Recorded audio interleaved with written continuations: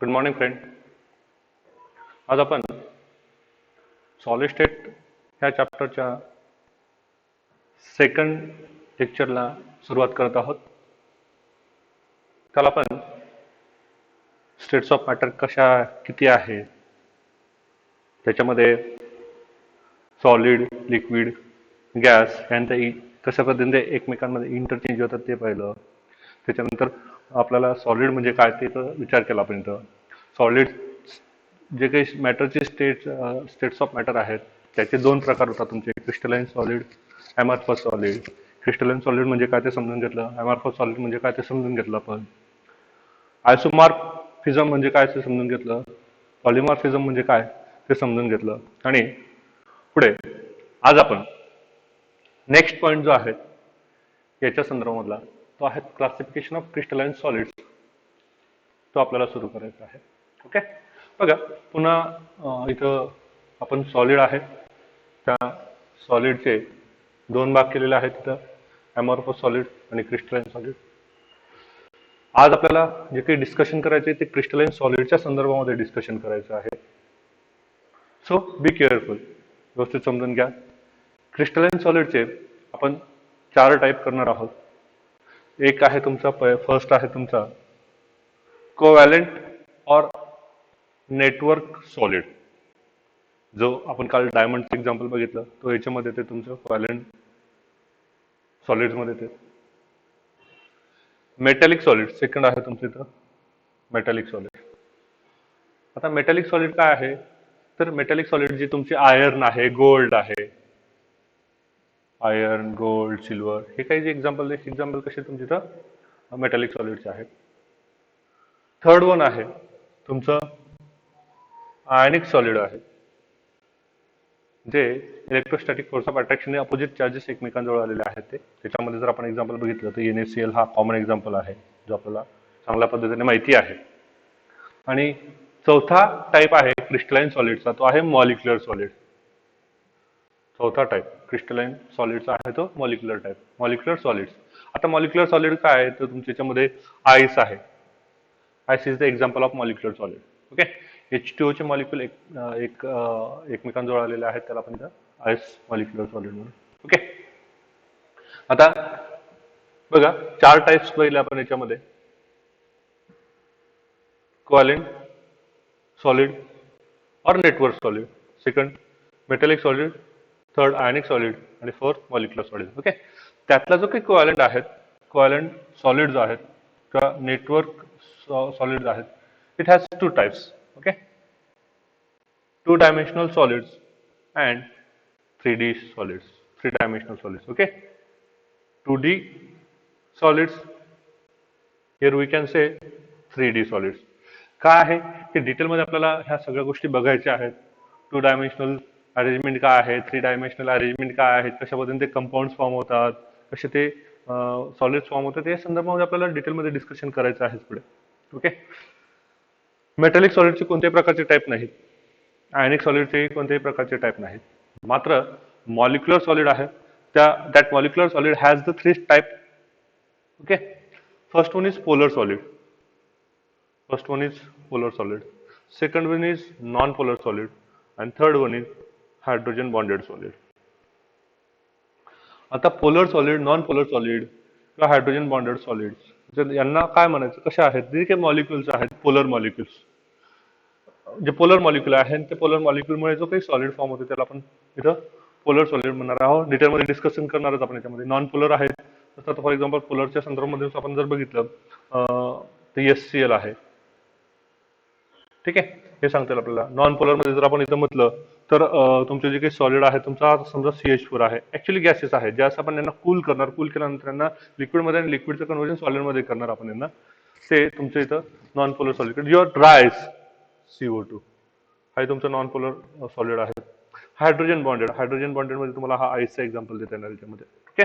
ठीक आहे, in detail आपण डिस्कशन करू याच्या संदर्भामध्ये, पुढे जाणारच आहोत, पाहणारच आहोत. ओके, बघा अजून ब्रीफमध्ये दिलेलं आहे ते मॉलिक्युलर सॉलिडच्या संदर्भामध्ये दिलेलं आहे, कोव्हॅलेंट और नेटवर्क सॉलिडच्या संदर्भात दिलेलं आहे, आणि सॉलिडच्या संदर्भात त्यांचे कॅरेक्टरिस्टिक्स दिलेले आहेत. टाइप्स ऑफ क्रिस्टलाइन सॉलिड ह्या हेडिंग खाली दिलेले आहेत ते पुन्हा ओके, जे आपण क्लासिफिकेशन करतो ते classification types of solid.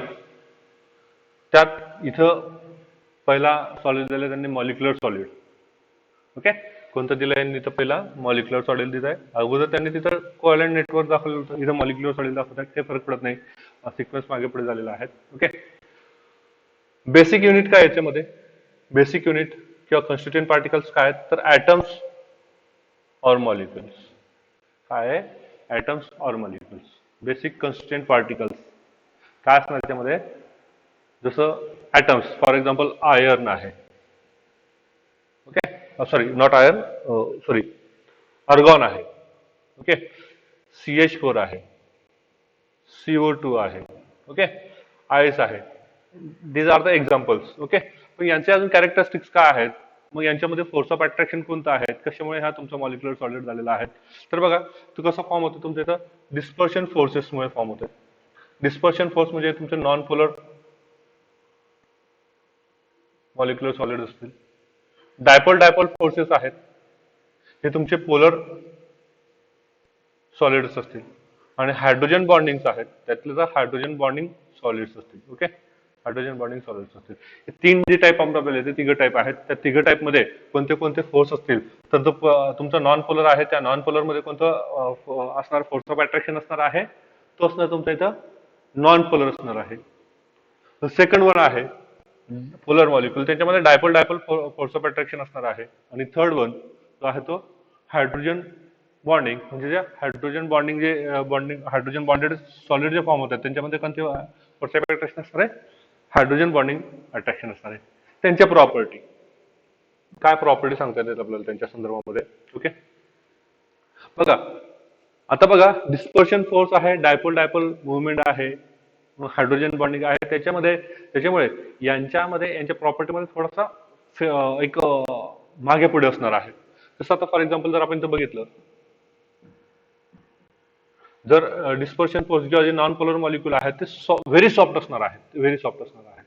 Okay, त्या कम्पॅरेटिव्हली जे पोलर सॉलिड आहे ते थोडेसे तुमचे हार्ड असणार आहे. आणि हायड्रोजन बॉन्डिंगचा विचार केला तुम्ही तर हायड्रोजन बॉन्डेड सॉलिड हे तुमचे थोड्यापैकी टफ असणार आहेत as compare to other than two. Okay, but all over जर आपण विचार केला तर all are the soft soft solid आहे तुमचे हे सगळे.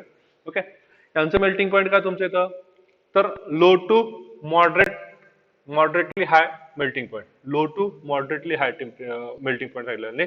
जे तुमचे इथं नॉन पोलर सॉलिड आहेत, नॉन पोलर सॉलिड आहेत, त्यांचं लो टेम्परेचर असणार आहे. ओके, व्हेरी लो असणार आहे. जे पोलर सॉलिड आहेत, जे थोड्यापैकी हार्ड आहेत नॉन पोलर सॉलिड पेक्षा, यांच्या मेल्टिंग पॉईंट हे थोडंसं हाय असणार आहे. हे व्हेरी लो, हे लो असणार आहेत.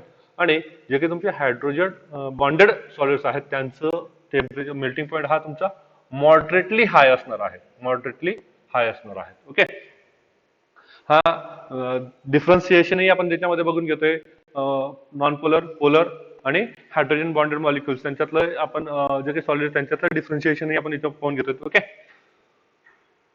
पुढचं प्रॉपर्टी काय आहे त्यांची तर poor thermal and electric conduction.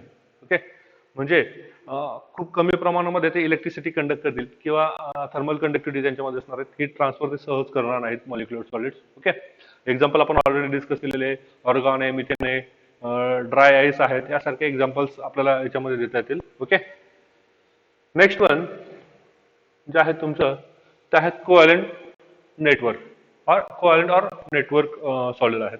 आता याच्यामध्ये बघा त्यांनी काय सांगितलेलं आहे, atoms of the solids. Okay, connected in a network of covalent bonds.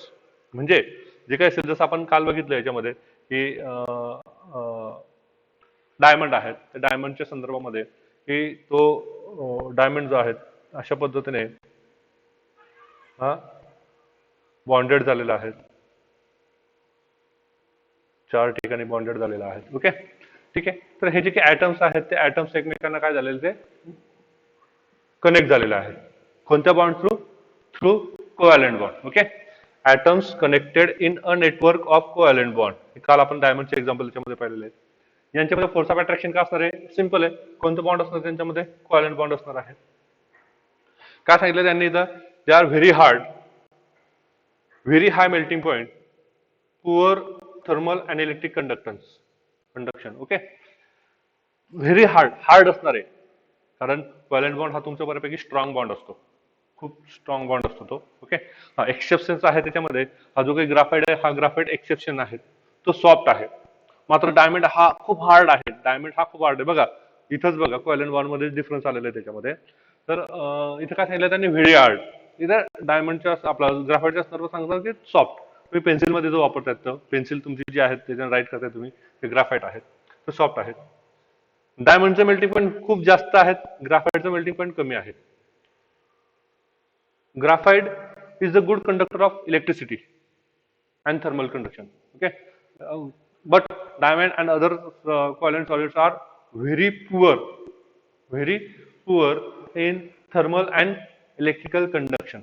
Okay, except than other than graphite. Graphite पेक्षा व्यतिरिक्त सगळे जे ते हार्ड असणार आहेत, त्यांचे मेल्टिंग पॉईंट जास्त असणार आहेत, त्यांना थर्मल आणि इलेक्ट्रिक कंडक्शन त्यांचं पुअर असणार आहेत. ओके, हे झालं कोव्हॅलेंट सॉलिडच्या संदर्भामध्ये. नेक्स्ट आहे तुमचं आयनिक सॉलिड. आता आयनिक सॉलिड इथे एक्झाम्पल केले टिपिकल साल्ट्स, NaCl आणि KBr तुम्हाला इथे सांगितलेलं एक्झाम्पल मध्ये दिलेलं आहे. आता बघा याच्यामध्ये आयनिक सॉलिड म्हटलं म्हणजे तुम्हाला माहिती आहे NaCl कसा फॉर्म होतो. NaCl कसा फॉर्म होतो हे ऑलरेडी तुम्हाला माहिती आहे. कसा फॉर्म होतो तर Na plus Cl minus. Okay, positive आणि निगेटिव्ह आयन्स हे त्याचे कॉन्स्टिट्युएंट पार्टिकल्स आहेत. मग यांच्यामध्ये काय हे अपोजिट चार्जेस आहेत.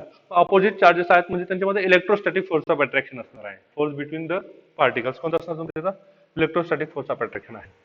त्याच्यामुळे these are ionic solids are hard, brittle, having very high melting point, but poor. आता बघा काय सांगितलं त्यांनी, but poor thermal and electric conduction in pure form, but highly conductive in molten forms.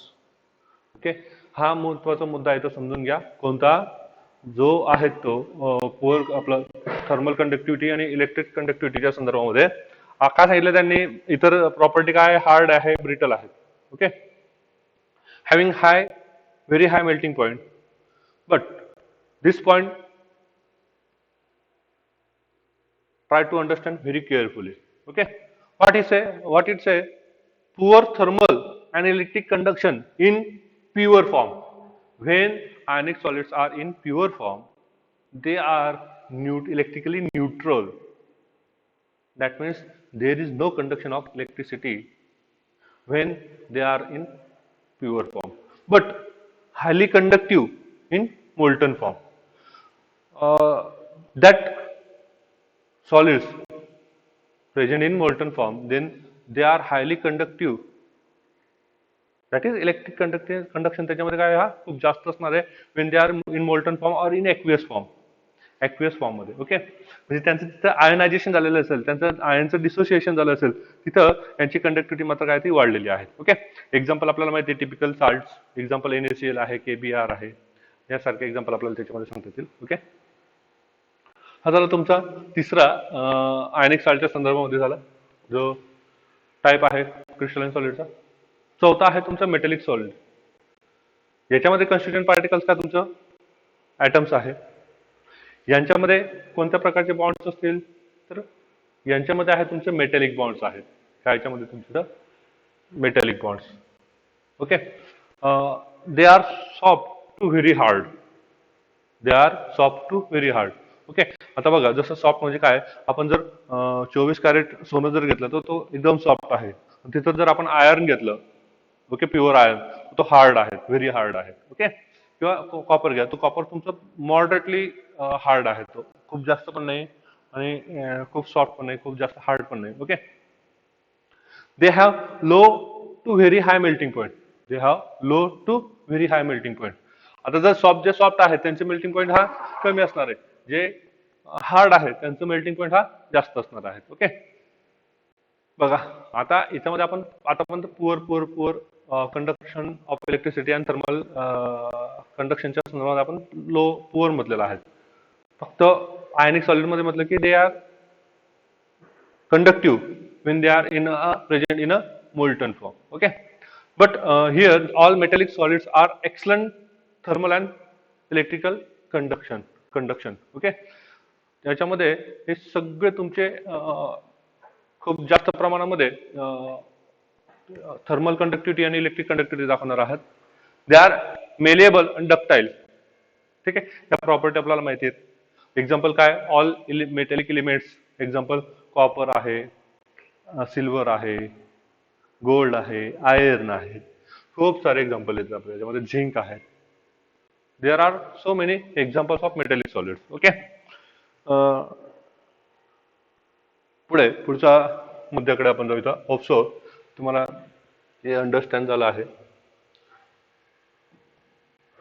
बघा याच्यामध्ये दिलेलं आहे त्यांनी कशा पद्धतीने एक्सटेन्शन असणार आहे. ते मेटॅलिक सॉलिड कशा पद्धतीने हे मेटल्सचे आयन जे आहेत ते ॲटम्स आहेत ते एकमेकांसोबत बॉन्डेड झालेले आहेत, मेटॅलिक बॉन्डिंग आहे त्याच्यामध्ये. आयनिक सॉलिड आहेत, एक तुमचं याच्यामध्ये एक पॉझिटिव्ह चार्ज असेल, एकावरती तुमचा निगेटिव्ह चार्ज असेल. ओके, आणि त्यांच्यामध्ये अट्रॅक्शन असणार आहेत. हे तुमचे कोव्हॅलंट सॉलिड आहेत. बघा प्रत्येक ॲटम हा एकमेकांसोबत लिंक झालेला आहे, कोव्हॅलंट बॉन्डने लिंक झालेला आहे. आणि हे मॉलिक्युलर सॉलिड आहेत. These are the molecular solid. Okay, molecules हे एकमेकांना इंटरमॉलिक्युलर फोर्स ऑफ अट्रॅक्शन ते एकमेकांना पकडून ठेवलेले त्यांनी. काय आहे इंटरमॉलिक्युलर फोर्स ऑफ अट्रॅक्शन, त्यांच्यामुळे हे मॉलिक्युल्स तुमचे मॉलिक्युलर सॉलिड जे ते फॉर्म होतात तुमचे. ओके, ठीक आहे.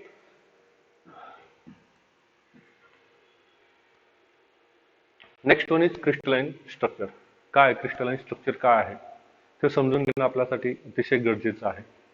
महत्वाचा मुद्दा आहे हा क्रिस्टलाइन स्ट्रक्चर समजून घेणं. atomic arrangement and symmetry is the most important part in crystal structure.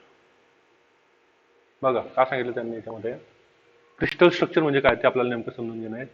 त्याच्यामध्ये atomic arrangement काय सांगितलं त्यांनी, atomic arrangement आणि त्यांचे symmetry is very important part in crystal structure. मग आता क्रिस्टल स्ट्रक्चर कशाचं म्हणा काय आहे, it is the combination of lattice and basis. It is the combination of lattice and basis. What is lattice, what is basis पाहू आपण, त्याच्या संदर्भात ते समजून घेऊ. ओके, लॅटिस कशाला म्हणायचं, बेसिस कशाला म्हणायचं ते. तर बघा तुम्ही मला असं वाटतं जो आपला दिवाळीचा फेस्टिवल आहे त्या दिवाळीच्या फेस्टिवलमध्ये कॉमनली महिला वर्गांमध्ये एक जो काही फेवरेट म्हणजे चढाओढ असते त्यांच्यामध्ये कॉम्पिटिशन असते, अलिखित कॉम्पिटिशन असते, ते आहे रांगोळी काढण्याची. बरोबर आहे. आता रांगोळी काढत असताना ते ठिपके देत असतात त्याच्यामध्ये. बरोबर आहे. ते ठिपके जे काही आहेत ते ठिपके म्हणजेच काय, तुम्ही समजा कोणी कशी काढतं कोणी कशी काढतं, पण जे ठिपके देऊन काढलेले असते रांगोळी आणि ते ठिपके एकमेकांना जोडतात वेगवेगळ्या याच्याने, तर ते त्यांना आपण लॅटिसेस म्हणायचं. त्यांना काय आपण lattices. Okay, lattice is a set points in space which form a periodic atomic arrangement. जसं आपण जे ठिपके देतोय रांगोळी काढताना तशा पद्धतीने हे अरेंजमेंट आहे. Okay, lattice is defined by 3 fundamental translation vector which may or may not lies in a same plane. ते एकाच प्लेन मध्ये असतील असं नाही, ते एकाच प्लेन मध्ये असतील असं नाहीये, ते वेगवेगळ्या प्लेन मध्ये असू शकतात, ते सारखेच असतील अशातला भाग नाहीये. म्हणजे काय, एक पॉईंट तुमचा इथं झाला, दुसरा इथं झाला, तिसरा इथं झाला, चौथा इथं झाला, हे असं हे एका प्लेन मध्ये झाले असू शकतं ना. काही इथं असेल, कुठे एका प्लेन मध्ये हे. ठीक आहे, एका प्लेन पेक्षा वेगवेगळ्या प्लेन मध्ये असतील ते. हे आता जे रांगोळी काढतात त्यांना चांगल्या पद्धतीने माहिती आहेत महिला वर्गाला. ओके, आणि बेसिस काय, basis is the building block or group of atoms attach to lattices. Okay, जसं आता आपण जर म्हणायचं गेलं, जसं आता फॉर एक्झाम्पल अजून एक छोट्या याच्यामध्ये तुम्हाला वेगळ्या भाषेत समजावून सांगतो. समजा आपण घर बांधतोय, घर बांधत असताना जे काही 4 कोपरे आहेत घराचे, एखाद्या रूमचं आहे ते एखाद्या रूमचं जर आपण इथं केलं तर 4 कोपरे त्या रूमला असतात. ओके, ते त्यांचे तुमचे लॅटिस पॉईंट. अजून एक वेगळ्या भाषेत सांगायचं झालं की तुमचे लॅटिस पॉईंट. ओके, आणि ह्या ज्या काही मध्ये भिंती आहेत त्या भिंती म्हणजे काय तुमचे बेसिस ते एक ब्लॉक तयार करतात ना ते. ओके, मग त्यांना काय म्हणायचं बेसिस म्हणायचं. म्हणजे मॅथमॅटिकली काय तुमचं इथं structure crystal structure is equal to lattice plus basis. Crystal structure is equal to lattice plus basis आहे. अजून एका फिगरच्या थ्रू मी तुम्हाला व्यवस्थित समजून सांगण्याचा प्रयत्न करतो काय आहे ते. बघा ही फिगर आहे तुमची, ठीक आहे. या फिगरमध्ये हे तुमचं बेसिस आहे आणि हे लॅटिस पॉइंट्स आहेत. ओके, त्या प्रत्येक लॅटिस पॉइंट वरती हे बेसिसला ठेवलेला आहे आणि एक तुमचा हा एक डिझाईन जे आहे ते डिझाईन फॉर्म झालेले आहेत. ओके, हे काय झाले तुमची तर डिझाईन फॉर्म झालेली आहे. प्रत्येक पॉईंट वरती प्रत्येक जो तुमचा पॉईंट आहे त्या प्रत्येक पॉईंट वरती काय तुमचं हे बेसिस ठेवलेले बघा. इथं हा जो आहे हा ठेवलेला आहे. ओके, इथं जो आहे हा ठेवलेला आहे, हा बेसिस ठेवलेला आहे. इथला हा इथं ठेवलेला आहे.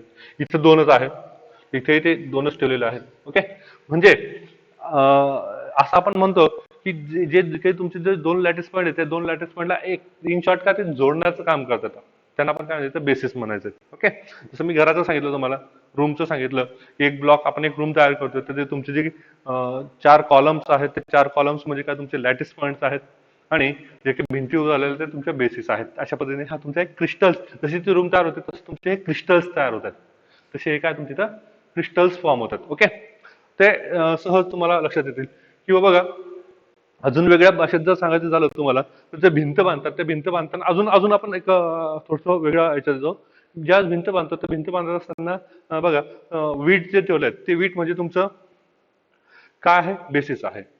ओके, ते वीट म्हणजे काय बेसिस आहे आणि पूर्ण भिंत तयार झाल्यानंतर तुमचं एक क्रिस्टल फॉर्म होतं त्याच्यामध्ये. ओके, ठीक आहे, अशा पद्धतीने सांगता येईल आपल्याला याच्यामध्ये. Unit cell, next point is unit cell. मग आता याच्यामध्ये जसं आता आपण भिंत बांधतोय त्या भिंतमध्ये जे काही आहेत त्याच्यामध्ये तुम्हाला एक विटेवर वीट आपण ठेवत जातोय आणि त्यातली एक वीट सगळ्यात जे स्मॉलेस्ट पार्ट आहे त्या भिंतीचा तो आहे तुमचं ज्याचं रिपिटेशन होते. जे काय आहे the smallest repeating unit of crystalline solid it's called unit cell. Okay, जसं आता भिंत बांधत असताना आपण हे वीट आहे त्या वीटचं रिपिटेशन होते, एक रेग्युलर अरेंजमेंटने आपण ते ठेवत असतो. तसं हे जे काही तुमचं युनिट सेल आहे हे युनिट सेल काय तुमची तर रिपीटिंग युनिट आहेत. Unit cell is the repeating unit. Okay, smallest repeating unit. What is unit cell? जर तुम्हाला डेफिनेशन विचारली गेली, डेफिनेशन विचारले जातात एक्झाम मध्ये, डेफिनेशन विचारले जातात तुम्हाला व्हॉट इज युनिट सेल. तर unit cell is the smallest repeating unit of crystalline solid is called as unit cell. Okay, मग या जे काही आहे तुमचं जो काही क्रिस्टल आहे त्या क्रिस्टलचं जे काही स्ट्रक्चर आहे ते स्ट्रक्चर तुमच्या दोन गोष्टींवरती डिपेंड करतं. काय? Shape of crystal is same as unit cell that crystal which depend on 2 factor. म्हणजे जशी तुमची युनिट सेल असेल तसं तो तुमचा जो काही क्रिस्टल आहे तो क्रिस्टल फॉर्म होताना तुम्हाला दिसतो. ओके, दाखवतो तुम्हाला अजून कशा पद्धतीने पुढच्या जे येतील त्या. कोणते दोन फॅक्टर आहेत तर एज लेंथ. बघा ह्या एज लेंथ आहेत, एक इथं आहे, ही दुसरी आहे आणि हे तिसरी आहे. ओके, ए बी आणि सी या 3 एज लेंथ दिलेल्या आहेत. एकाच लॅटिस पॉईंटचा आपण इथे विचार केलेला आहे. हा तुमचा लॅटिस पॉईंट असणार आहे. या लॅटिस पॉईंट वरनं हे 3 डायमेन्शनल स्ट्रक्चर तुम्हाला इथे दिसत आहेत. ओके, तर मग त्याच्या 3 एज लेंथ झाला ए बी सी. मग यांच्यामध्ये अँगल फॉर्म होत आहेत. अँगल फॉर्म होत आहेत. बघा हा अँगल झाला तुमचा अल्फा, हा अँगल झाला तुमचा बीटा आणि हा अँगल झाला तुमचा गॅमा. म्हणजे बघा 3 edge length A B C आणि angle between 3 edge length of unit cell is alpha, beta and gamma. Okay, ह्या जे काही आहेत याच्यावरती तुमचं स्ट्रक्चरचे स्टेप जे आहेत सगळं डिपेंड करतात. आता कसं डिपेंड करत असेल समजा for example A is equal to B is equal to C असं असेल. काही याच्यामध्ये असेल तो A is equal to B is equal to but not equal to C. C तुमची इक्वल टू असेल तर असातला भाग नाहीये, ती वेगळी असू शकतात किंवा तिघे तुमच्या डिफरंट असू शकतात. हे जे काही हे आपण पाहू पुढे. पण युनिट सेल काय आहे किंवा क्रिस्टल काय आहे तिथं लक्षात घ्या तुमचं. युनिट सेल काय तुमचं smallest repeating unit of crystalline solid is called unit cell. Okay, ठीक आहे, दाखवतो तुम्हाला, अजूनही दाखवेल युनिट सेल कशाला म्हणायचं ते. आता types of unit cell. Unit सेलची टाइप्स आहे तुम्हाला याच्यामध्ये नेमकी युनिट सेल कशी असेल ते तुम्हाला समजून जाईल. त्याचे ॲमिनेटेड पॉईंट दाखवतो तुम्हाला कसे आहेत ते. Okay, types of unit cell. आता बघा हे जे काही आहेत based on the position of constituent particles in unit cell. Unit cell are classified as. जे काही युनिट सेलचे बेसिक कॉन्स्टिट्युएंट पार्टिकल्स आहेत ते पार्टिकल्सच्या पोझिशनवरनं या युनिट सेलचे जे काही आहेत ते क्लासिफिकेशन होतं. बघा, शक्यतो दोन पार्टमध्ये त्याचं क्लासिफिकेशन होते तुमचं इथं. एक आहे तुमचं प्रिमिटिव्ह, सॉरी एक मिनिट, ओके, पहा दोन याच्यामध्ये ह्या युनिट सेलचं क्लासिफिकेशन होतं. एक होते तुमचं centred unit cell. Centred unit cell, centred unit cell is classified into 3 type. Okay, and काय ते त्याचा आपण विचार करू. अगोदर ह्या युनिट सेलचे 2 टाइप आहेत त्याचा विचार करू आपण. पहिला आहे तुमचा इथं सेंटर्ड युनिट सेल आणि दुसरा आहे प्रिमिटिव्ह और सिंपल युनिट सेल. प्रिमिटिव्ह और सिंपल युनिट सेल म्हणजे याच्यामध्ये फक्त जो बेसिक आहे ते बेसिक असणार आहेत. तेच काय कसे आहेत ते सिंपल किंवा प्रिमिटिव्ह युनिट सेल कसे आहेत तेही सांगतो तुम्हाला. आता फॉर एक्झाम्पल मी ट्राय करतो इथं काढण्याचा.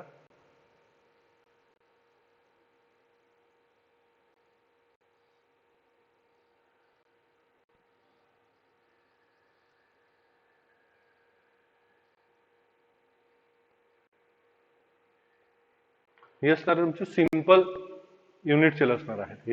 हे कसे असणार तुमचे सिंपल युनिट सेल असणार आहेत.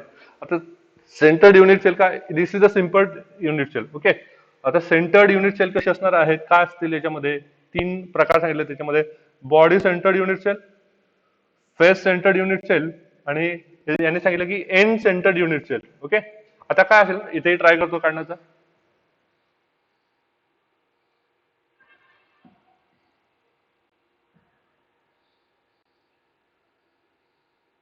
ट्राय करतोय काढण्याचा.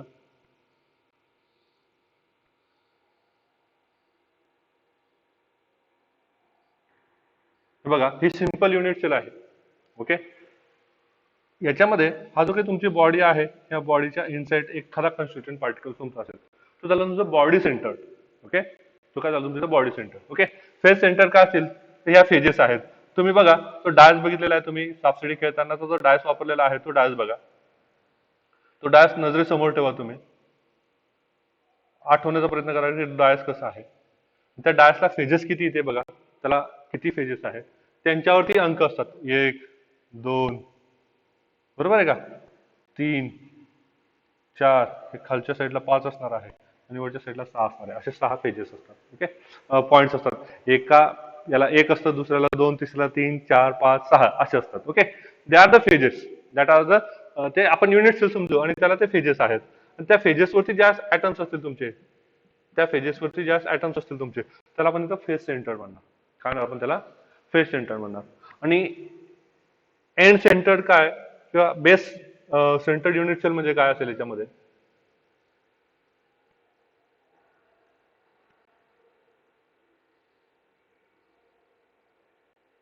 एक मिनिट ट्राय करतोय काढण्याचा.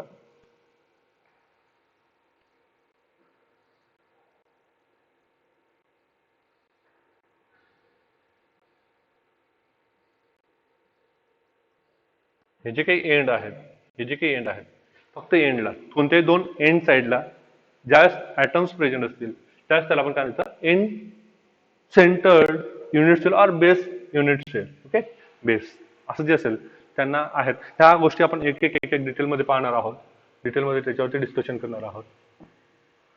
ठीक आहे, ॲनिमेशनच्या सहित आपण ते पाहण्याचा प्रयत्न करू पुढे. ओके, बघा प्रिमिटिव्ह सेल काय आहे तुमच्या नजरेसमोर लगेच येते. काय आहेत तर हे कॉन्स्टिट्युएंट पार्टिकल बघा कशा पद्धतीने ते ठेवले जात आहेत. ॲनिमेशन दिसते तुम्हाला. ही बेस युनिट आहे, ही तुमची युनिट सेल आहे. हा, this is the unit cell. Okay, this is your unit cell. आणि हे युनिट सेल एकत्र येतात आणि एकत्र येऊन तुमच्या कशा पद्धतीने कंपाऊंड फॉर्म होते ते दाखवलं जातं याच्यामध्ये. मी जर लिहायला थांबलो, 1 मिनिट थांबा, जस्ट 1 मिनिट.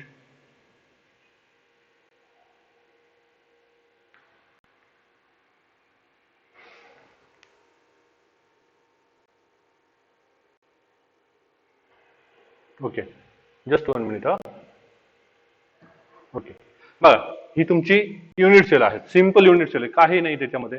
ठीक आहे, कॉर्नर आहेत, 8 कॉर्नर आहे प्रत्येकाला. तुम्ही जो क्यूब घ्या, तो कोणताही क्यूब घ्या, ठोकळा घ्या, त्याला तुम्हाला 8 कॉर्नर दिसणार आहेत. ओके, जसं आता बघा मी काढण्याचा प्रयत्न करतो इथं, त्याला 4 कॉर्नर आहे. दुसरा स्क्वेअर काढतोय, त्याला 4 कॉर्नर आहे. मी हे कॉर्नर एकमेकांना जोडतोय, माझी इथे युनिट सेल तयार झालेली आहे. ही काय झाली? युनिट सेल तयार झाली. हा सिंपल फॉर्म आहे. ओके, हे फक्त युनिट सेल आहेत, ही प्रिमिटिव्ह युनिट सेल आहेत. फक्त सेंटरला जे काही तुमचं ह्या लोकेशनला तुमचे जे काही ऍटम्स आहेत, कॉन्स्टिट्युएंट पार्टिकल्स आहेत, ते कॉन्स्टिट्युएंट पार्टिकल्स त्याच्यामध्ये प्रेझेंट दिसत आहेत. ओके, बघा constituent particles are present at the corner of unit cell असं म्हटलेलं आहे. बघा आता हे जे काही युनिट सेल आहे रिपिटेशन होते, याचं रिपिटेशन होत आणि क्रिस्टल फॉर्म होते. कसं क्रिस्टल फॉर्म होतं ते बघा, दिसते तुम्हाला इथं लॅमिनेशनच्या थ्रू. हे क्रिस्टल फॉर्म जे आहेत ते क्रिस्टल फॉर्म तुम्हाला इथे दिसतील.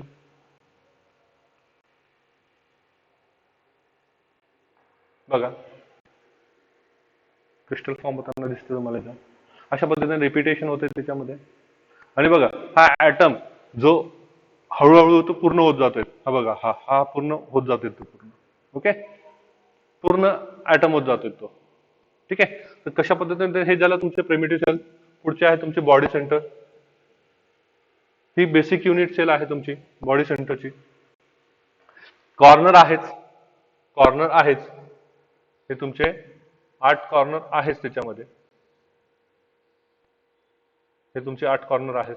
मात्र याच्यामध्ये सुद्धा तुमचं एक ऍटम प्रेझेंट आहे. बघा इथं दिसते तुम्हाला हे 1 2 3 4 कॉर्नर, 5 6 7 आणि त्या मागच्या बाजूला एक 8 कॉर्नर आहेत. 3D आहे त्याच्यामुळे आपल्याला दिसत नाही, इथे लक्षात येत नाही. ओके, ठीक आहे. आणि त्यांच्यामध्ये हा एक ऍटम ठेवलेला आहे, हा मोठा एक ऍटम ठेवलेला आहे त्याच्यामध्ये, पूर्ण ऍटम ठेवलेला आहे. ओके, म्हणजे काय सांगितलं त्यांनी बघा, constituent particles are present at the corner of unit cell as well as one inside the body पाहिजे होते ते. Okay, constituent particles is present at the center of unit cell. थोडस माझ्याकडे पीपीटी बनवताना थोडीशी गडबड झालेली आहे. ओके, ठीक आहे, काही हरकत नाही, पण तुम्हाला क्लिअर होते तिथं constituent particles are present at the corner as well. फक्त वन आहे and another constituent particle is present at the center of unit cell आहे. ओके, ठीक आहे. कशा पद्धतीने ते क्रिस्टल फॉर्म होतं ते बघू आपण याच्यामध्ये. बघा तो क्रिस्टल कसा फॉर्म होते, तो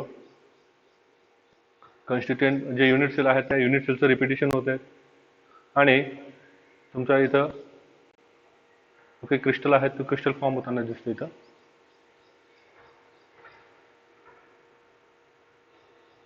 आलं लक्षात?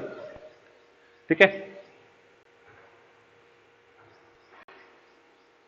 बघा अशा पद्धतीने ते क्रिस्टल तुमच्या इथं फॉर्म होतात. युनिट सेलचं रिपिटेशन. ओके, ही बॉडी सेंटर्ड युनिट सेल आहे. Face centred unit cell. बघा आता फेस सेंटर्ड युनिट सेल आहे. काय सांगितलं त्यांनी? हे कॉर्नर आहेत. बघा हा कॉर्नर आहे, हा कॉर्नर आहे, हाही कॉर्नर आहे, हाही कॉर्नर आहे, हा एक कॉर्नर इथे दिसतोय, हा एक कॉर्नर दिसतोय आणि हा एक कॉर्नर आहे. ओके, कॉर्नर आहेत, 8 कॉर्नर आहेत. आणि याच्या एक फेजेसला बघा, ही फेज आहे तुमची, ही एक फेज 2 3 4 5 आणि ह्या 6 फेजेस आहे. 6 फेजेसला तुमचे तिथं काय प्रेझेंट, तिथं constituent particles present आहे. बघा त्यांनी काय सांगितलं, constituent particles are present at the corner of unit cell as well as constituent particles at the center of each phases of unit cell.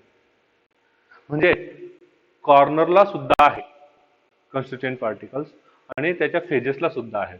जसं मी तुम्हाला आता सांगितलं की जे काही तुम्ही डायस पाहतायत सापशिडी खेळताना, जो डायस आहे तो ठोकळा आहे, त्याच्या फेजला जसं तुमचे ते आकडे दिसतात तशा पद्धतीने हे जे काही ऍटम्स आहेत ते कॉन्स्टिट्युएंट ऍटम्स प्रेझेंट आहे फेजला, सेंटर फेजला. ओके, त्याला म्हणायचं आपण face centre unit sale.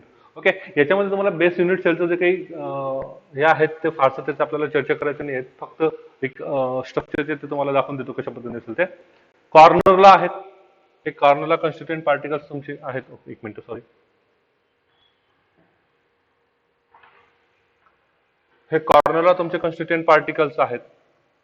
8 corners आहेत, 3 4 5 6 7 8. आणि हे जे काही त्यांचे बेसेस आहेत, बेस आहेत, ह्या बेसला तुमचे इथं कॉन्स्टिट्युएंट पार्टिकल्स प्रेझेंट आहेत. म्हणून यांना बेस किंवा एंड सेंटर्ड युनिट सेल म्हणायचं. ओके, काय सांगितलं त्यांनी? Constituent particles are present at the corner of unit cell as well as at the centre of any two opposite faces. हा सगळ्यात महत्वाचा शब्द आहे Na2. ओके, म्हणजे याचा अर्थ काय, सपोज जर हे इथं नसते, इथेही राहिले असते तरी चालले असते, जर इथेही नसते तर ह्या फेजला, या फेजला आणि बॅक साईडच्या फेजला जरी असते तरी त्यांना आपण काय सांगितलं तर एन सेंटर्ड सांगितलं असतं. Any two opposite pages, any two opposite पेजेसला जे असतं तरी आपण त्याला काय म्हणतो, काय म्हणतो, बेस किंवा एन सेंटर्ड युनिट सेल म्हणत असतो. ओके, ठीक आहे. तर हे तुमचे युनिट सेलचे जे काही प्रकार झाले, टाइप्स झाले, कोणते कोणते बघितले आपण बघायचं. युनिट सेल जो स्मॉलेस्ट रिपीटिंग युनिट आहेत त्याचे दोन भाग, सिंपल और प्रिमिटिव्ह. ओके, याचाही एक भाग नाही. दुसरं आपण बघितलं तर सेंटर्ड युनिट सेल, याचे आपण तीन भाग बघितले. एक बघितलं बॉडी सेंटर्ड, एक बघितलं फेस सेंटर्ड आणि तिसरं बघितली तर बेस सेंटर किंवा एंड सेंटर म्हटलं. ओके, असे हे चार प्रकार आहेत तुमचे युनिट सेलचे. ओके, आपण अजून डिटेलमध्ये जाण्याचा प्रयत्न करू. याच्यामध्ये क्रिस्टल सिस्टम काय आहे. ओके, बघा, it has been mathematically proved that there are 14 types space lattices are possible. Okay, and these crystal structures are called Bravais lattices. Bravais lattices, scientist आहे ब्रॅव्हिस, त्याने हे जे काही लॅटिसेस आहेत ते लॅटिसेस आपल्या समोर दाखवण्याचा प्रयत्न केलेला, ठेवण्याचा प्रयत्न केलेला आहे. 7 फंडामेंटल लॅटिसेस आहेत, त्यांच्यापासून हे तुमचे 14 झालेले आहेत. ओके, काय आहेत, किती ब्रॅव्हिस लॅटिसेस? 14 आहेत. पण that 14 Bravais lattices are classified into 7 crystal system. त्या 7 सिस्टम मध्ये त्यांचं डिपेंड झालेलं आहे. हे कशामुळे झालेलं आहे तुमचं? Depends, they are depends between two factors. Which two factors? Edge length. तुम्हाला आधी सांगितलं ABCD, एज लेंथ. त्या एज लेंथ आणि कशावरती डिपेंड करतो? तुमचा angle between the edge length, त्याच्यावरती डिपेंड करतो. ओके, ट्राय करू आपण इथं घेण्याचा प्रयत्न करू. आपण इथं बघा कशा पद्धतीने येते ते. हे 7 सिस्टम तुमच्या इथं दिसत आहेत. त्या एक मिनिट परत मागे जाण्याचा प्रयत्न करतो मी.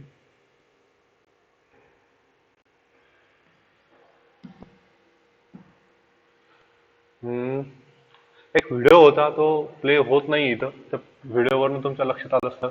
ठीक आहे, मी डायरेक्टली तुम्हाला ग्रुपवरती तो पाठवतो. तो व्हिडिओ कसा आहे तर याच्या संदर्भातला तो व्हिडिओ असणार आहे. कशा संदर्भातला? या क्रिस्टल सिस्टमच्या संदर्भामध्ये तो व्हिडिओ असणार आहे. सो तो केअरफुली तुम्ही बघा. तो व्हिडिओ काय आहे तो तुमच्या लक्षात येऊन जाईल की नेमकं कसं क्लासिफिकेशन होतं याच्यामध्ये, कशा पद्धतीने ते चेंजेस होत जातात त्याच्यातलं, तो असणार आहे. तर ओके, हे जे काही 14 ब्रॅव्हिस लॅटिसेस आहेत त्या ब्रॅव्हिस लॅटिसेसचं 7 क्रिस्टल सिस्टम मध्ये डिवायडेशन झालेलं आहे. ठीक आहे, 14 ब्रॅव्हिस लॅटिसेस कोणते कोणते आहेत त्याचा आपण इथे विचार करू. तर ज्यांचे सिस्टम बघू. एक आहे तुमचे तर क्युबिक. थोडस आता हा मला हे जे काही स्ट्रक्चर आहे ते ड्रॉ करता आले नसते, म्हणून मी काय केलेलं आहे, जे टेक्स्टबुक आहे त्या टेक्स्टबुक मधलं जो काही पेज आहे त्या पेजला कॉपी पेस्ट इथं केलेलं आहे. ओके, पहिले तुमचं क्युबिक. क्युबिक मध्ये तुमचे 3 टाईप आहेत. क्युबिक क्रिस्टल सिस्टम, त्याच्यामध्ये 3 टाईप आहे तुमचं. सिंपल और primitive. Okay, second body centred आणि थर्ड फेस सेंटर. ओके, आपण ऑलरेडी बघितलेलं आहे, याच्या संदर्भामध्ये ऑलरेडी आपण डिस्कशन केलं. याच्यामध्ये 3 आहे तुमचं. हा तुमचं सिंपल, हे स्ट्रक्चर जे दिसतं ते सिंपलचं स्ट्रक्चर दिसतंय. हे तुमचं बॉडी सेंटरचं दिसतंय. मी पूर्ण लिहित नाही, फक्त थोडंसं लिहितो, इनिशियल वर्ड लिहितो. ओके, हे तुमचं फेस सेंटर्ड युनिट सेल आहेत. ओके, हे झाले तुमचे 3 प्रकार कशाचे? क्युबिक मध्ये. पुढचा क्रिस्टल सिस्टम मध्ये तुमची ऑर्थोरोम्बिक. पुढची तुमची तर ऑर्थोरोम्बिक. आता याच्यामध्ये अँगल द्यायला पाहिजे ऍक्च्युली. यांनी अँगल दिलेला नाही. हे जे काही 3 आपण जे फॅक्टर म्हणतोय ते फॅक्टर्स दिलेले नाही याच्यामध्ये. याच्यामध्ये बघा, edge length A is equal to B is equal to C असे असणार आहे. Alpha is equal to beta is equal to gamma is equal to 90 degree असणार आहे त्याच्यामध्ये. हा सगळ्यात महत्वाचा मुद्दा याच्यात तुम्ही घ्या. किती असणार आहे? यांच्यातला अँगल हा 90 डिग्रीचा असणार आहे. ठीक आहे, लक्षात घ्या हे.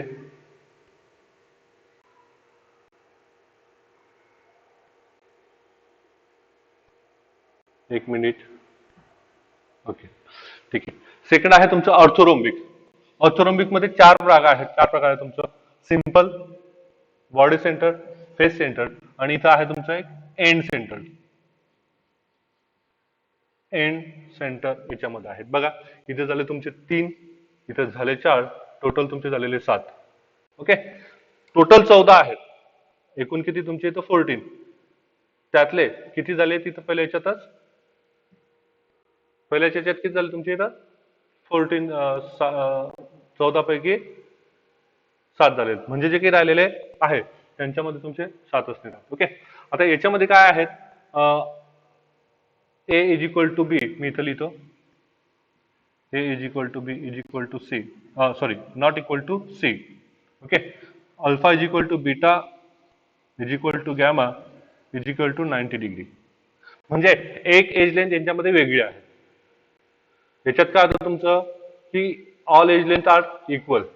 काय होतं यांच्यामध्ये, all edge length are equal. A is equal to B is equal to C, alpha is equal to beta is equal to gamma is equal to 90 degree. Okay, फक्त एकच डिफरन्स आला याच्यामध्ये, A is equal to B but not equal to C.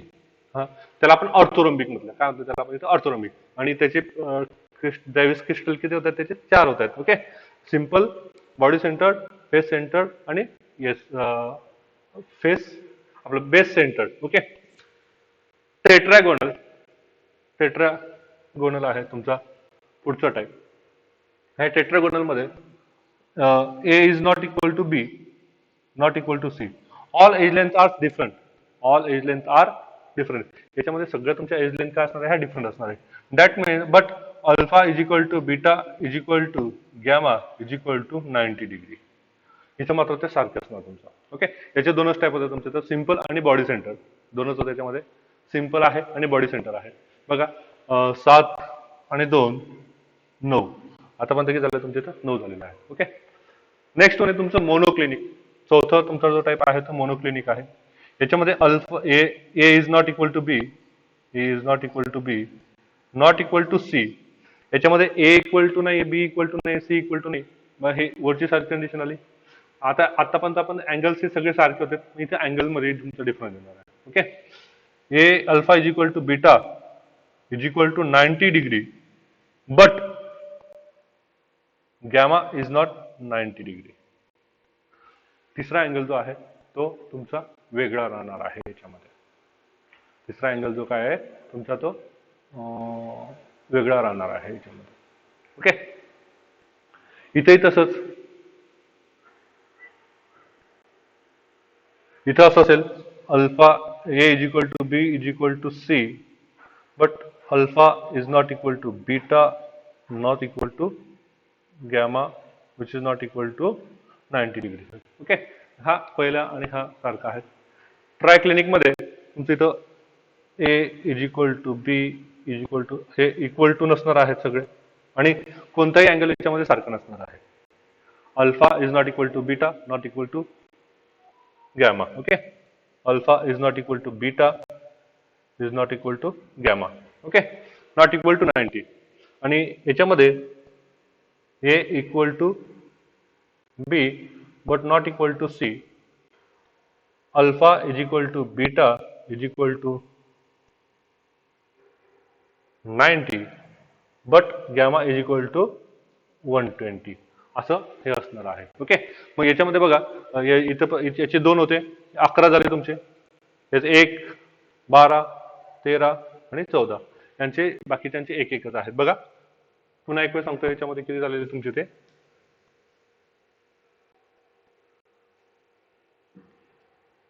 3 4 2 2 1 1 1. बघा 7 2 9 2 11 13 12 13 आणि 14 असे हे 14 Bravais लॅटिसेस आहेत. Okay, ठीक आहे.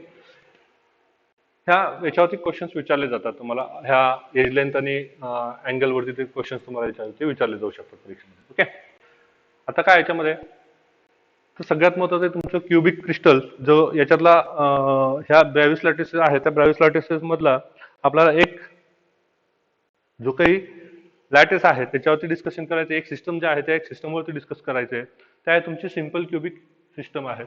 ओके, तर सिंपल क्युबिक सिस्टम मध्ये तुमचे 3 आपण ऑलरेडी 3 प्रकार पाहिले, त्याच्यामध्ये simple unit cubic unit cell has the particle at it corner. Okay, जे काही तुमची सेंटर्ड आहे ते सिंपल आहे. सिंपल म्हणजे आपण जे प्रिमिटिव्ह आहे ते प्रिमिटिव्ह, त्याच्यामध्ये ऑलरेडी पाहिलेले आहेत की जे काही कन्स्टिट्युएंट पार्टिकल्स आहेत ते कन्स्टिट्युएंट पार्टिकल्स तुमचे कुठे प्रेझेंट आहेत, ते फक्त कॉर्नरला प्रेझेंट आहे. कुठे प्रेझेंट येते, ह्या कॉर्नरला ते प्रेझेंट आहेत.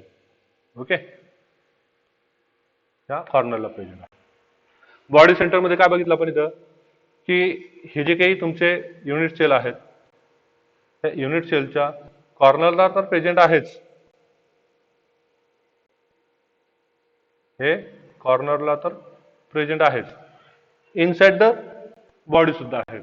ओके, याच्या जे काही तुमचं कॉन्स्टिट्युएंट पार्टिकल्स आहेत ते कॉन्स्टिट्युएंट पार्टिकल्स कुठे तुमचं inside centre of the body.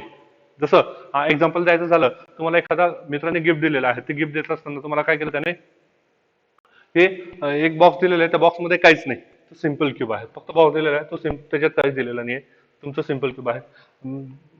एकाने दुसऱ्याने दिलं तुम्हाला, त्याच्यामध्ये काहीतरी तुम्हाला गिफ्ट ठेवलेलं आहे, काहीतरी त्याच्यामध्ये समजा तुमच्या आवडतं जे आहे, एखाद्याने चॉकलेट ठेवलेलं असेल, एखाद्याने बॉल ठेवलेला असेल, तर आपण असं समजू की तो सेंटर ज्या गिफ्ट बॉक्समध्ये जो काही तुमचा गिफ्ट आहे ते असेल तर तो बॉडी सेंटर आहे. आणि फेस सेंटर म्हणजे काय, की ज्या प्रत्येक फेजेसला तुमच्या याला तर असणारच आहे, कॉर्नरला तर असणारच आहे, तुमचे 8 कॉर्नरला कॉन्स्टिट्युएंट पार्टिकल्स तर असणारच आहे. आपण ते ऑलरेडी डिस्कस केलं कशा पद्धतीने असतील ते. ठीक आहे, आणि सोबत या फेजेस ज्या आहेत 6 फेजेस, त्या 6 फेजेसला सुद्धा हा त्याच्यामध्ये तुमचे कॉन्स्टिट्युएंट पार्टिकल्स असतील. ते ऑलरेडी आपण जे काही ॲमिनेशन आहे त्या ॲमिनेशनच्या थ्रू ते समजून घेण्याचा प्रयत्न केलेला आहे. ओके, नंबर ऑफ ह्या कॉन्स्टिट्युएंट पार्टिकल्स हा जो काही मुद्दा आहे हा आपण पुढच्या लेक्चरला याच्यावरती समजून घेण्याचा प्रयत्न करू. आता आपण इथं थांबू, अशी अपेक्षा करतो की तुम्ही घरीच आहात, सुरक्षित आहात आणि तुमची काळजी घेतायत. ओके.